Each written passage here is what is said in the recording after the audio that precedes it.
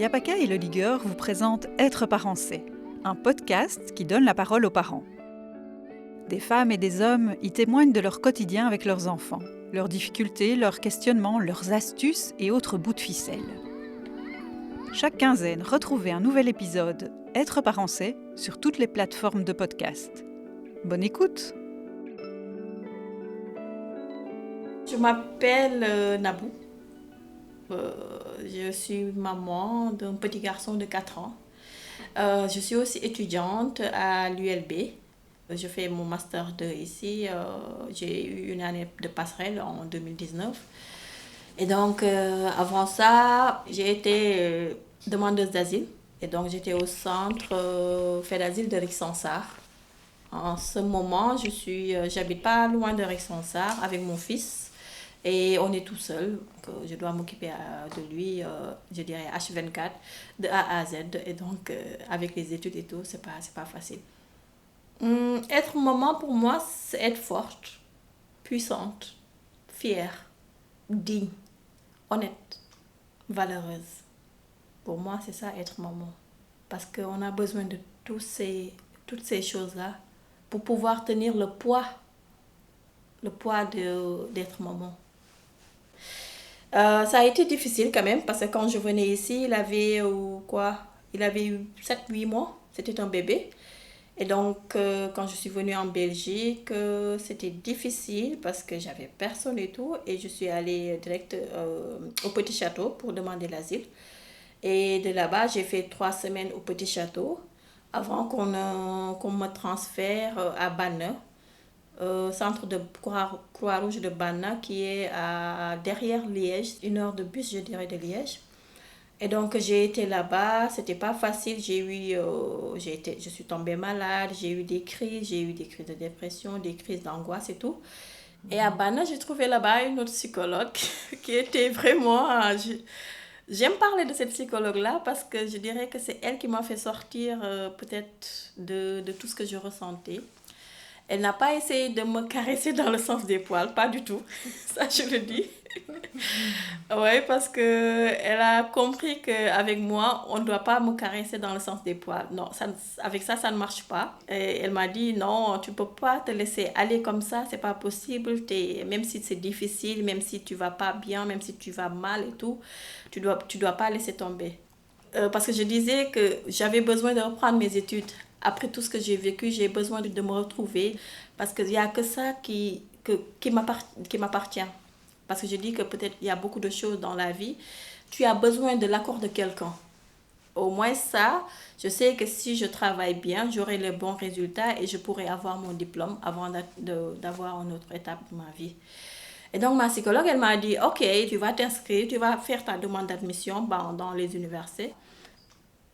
Cette période-là était très compliquée. Parce que psychologiquement parlant, j'étais pas bien parce que tout ce que j'ai vécu revenait.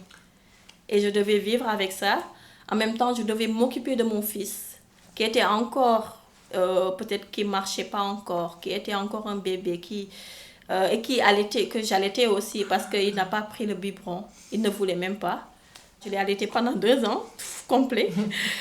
Et c'était difficile parce que fallait gérer un bébé qui est là, qui compte que sur toi, en même temps avec tes propres problèmes, avec tes propres difficultés. Donc c'était vraiment, vraiment, vraiment difficile.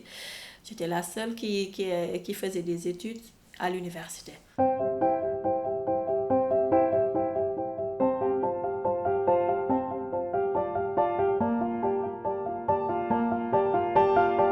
Il y avait d'autres enfants au centre, mais lui, je faisais en sorte de l'encadrer en fait parce qu'il fallait le faire aussi. Parce qu'on connaît dans un centre, il y a beaucoup de communautés et tout ça. Et c'est pas question que je voulais pas qu'il se mélange aux autres, mais je mettais des barrières. On restait le plus souvent dans la chambre. Si on descendait aussi, on descendait ensemble et tout. Mais quelquefois, c'était difficile quand même. Franchement, c'était difficile parce que quand j'avais des examens, il fallait étudier la nuit. Et donc, il était dans son berceau. Je mettais une couverture sur le berceau pour pouvoir allumer la lumière. C'est ça que je faisais. Sinon, si j'allume juste la lumière, il allait se réveiller. Et donc, c'était pas possible d'étudier, c'était pas possible. C'est ça aussi, comme en tant que maman, ça m'a touchée.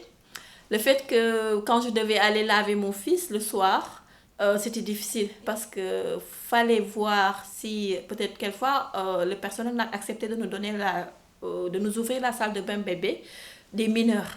Parce que nous, on était dans le couloir qui était près du couloir des mineurs. Et donc, certains personnels, ils acceptaient de nous donner les clés et tout.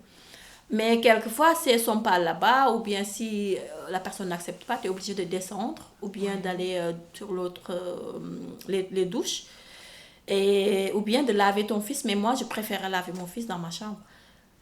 C'est difficile, mais par exemple, en été, on sortait, il y avait un petit jardin, une aire de jeu derrière juste le bâtiment. Et donc les enfants allaient là-bas jouer, courir et tout ça là. Mais c'était chouette quand même parce que finalement on vivait en communauté avec différentes nationalités parce que moi il y avait une Congolaise devant moi, la porte de la chambre en face, la chambre de l'autre côté c'était une Guinéenne. J'ai eu des copines là-bas qui étaient des mamans parce que moi ce qui me réconfortait, je disais que je n'ai qu'un enfant. Et donc vu que je n'ai qu'un enfant, je voyais d'autres mamans qui avaient 2, 3 qui géraient toutes seules. Comme celle qui est en face de moi, elle avait 2 filles. Là, au moins, heureusement que l'une était plus grande. Et donc, elle savait quoi faire le matin et tout ça. L'autre était encore un bébé. Et donc, elle gérait. Elle allait au travail.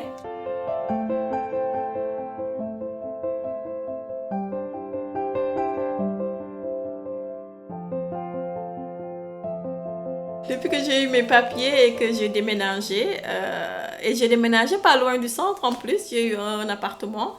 Quand tu as tes papiers, tu penses que tout est OK maintenant, alors que ce n'est pas le cas. Parce que quand tu as tes papiers, tu es obligé d'aller chercher un logement pour sortir du centre.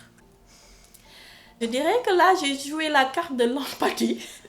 Oui, parce que je cherchais plus les propriétaires privés. Tu peux en trouver des gens qui sont compréhensifs, des personnes compréhensives, parce que moi, c'est ça que j'ai fait. Et donc, j'ai vu une annonce. Après, j'ai envoyé un mail au propriétaire. Je lui dis que oui, bonjour, je suis jeune maman, j'ai un petit garçon de 3 ans. Et donc, je viens d'avoir mes papiers de réfugié. Et je suis dans l'obligation de quitter le centre. Et je fais aussi mon master en gestion des ressources humaines à l'ULB. Je fais aussi un job étudiant parce qu'en ce moment-là, je faisais un job étudiant. Après, il m'a répondu, il a dit que mon histoire, ce que je lui ai raconté, ça l'a touché. Et il sait que ce n'est pas facile de trouver un logement, vu ma situation. Et donc, il peut accepter de me louer, mais à condition qu'il voit, qu'il soit sûr que tout ça là, c'est vrai en fait. Je dis qu'il n'y a pas de souci. Si vous pouvez venir au centre, que je vous présente mon assistant social. Et après ça, même pour le CPAS, on peut envoyer un mail ensemble et tout ça, il n'y a pas de souci. En tant que maman, ce qui m'a aidée, c'est mon parcours, ce que j'ai laissé, c'est-à-dire ce que j'ai laissé au pays. Et peut-être mon fils, parce que fallait pas que je me laisse faire. Fallait que j'aille de l'avant, fallait que je puisse aboutir, comme on dit. Et il y avait aussi l'aide des personnes formidables que j'ai rencontrées dans mon parcours, comme Julie, comme Catherine, comme l'assistante sociale de l'ULB. Oui, c'est parce que même avec les profs, oui, il y a des profs qu'on dit, oui, ils sont sévères et tout. Mais moi, j'ai trouvé, par rapport à moi, franchement, j'ai eu un sentiment d'aide.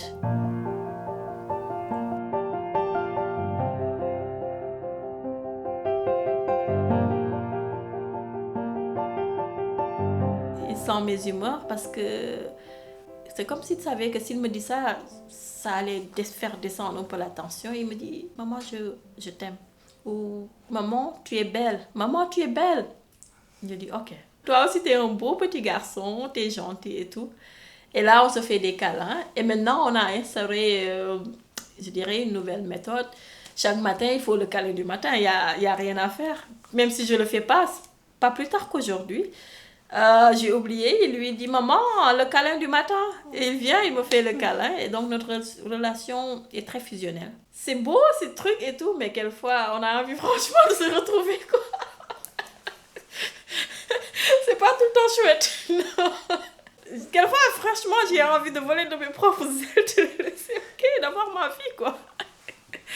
Mais bon, je dirais que c'est une chance. Parce que c'est pas tout le monde qui a cette chance-là d'avoir cette relation fusionnelle avec son enfant et tout. On est notre équipe, quoi. Nous, on s'est pas ouverte aux autres et tout ça. Et donc, on n'est que nous deux. En tant que maman, par rapport à notre histoire, j'attends juste que je lui explique l'histoire parce que je ne vais pas lui cacher quoi que ce soit. Il a besoin de savoir et il va savoir. Je suis pas le genre de maman qui va se dire non, je ne vais pas lui expliquer ceci ou cela. Non. Il a besoin, le moment venu, quand il devra savoir, il va savoir. Il va savoir que oui, on est passé par ça. Sa maman a souffert de ça et ça et ça. Il le sent en ce moment. Je sais qu'il est il le sent, mais il ne comprend pas encore.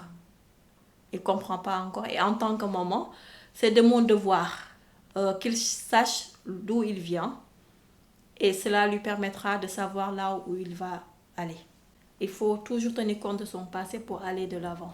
Parce que même moi, c'est ça fait partie, en tant que maman, ça fait partie de ma force aussi. Si vous aussi vous souhaitez partager vos histoires de parents, contactez-nous par email à yapaka@yapaka.be. Retrouvez l'ensemble de la campagne Être parent c'est et commandez le livre sur yapaka.be. Une initiative de la Fédération Wallonie-Bruxelles. Le podcast est soutenu par Le Ligueur et le montage est réalisé par Marguerite Le Bourgeois.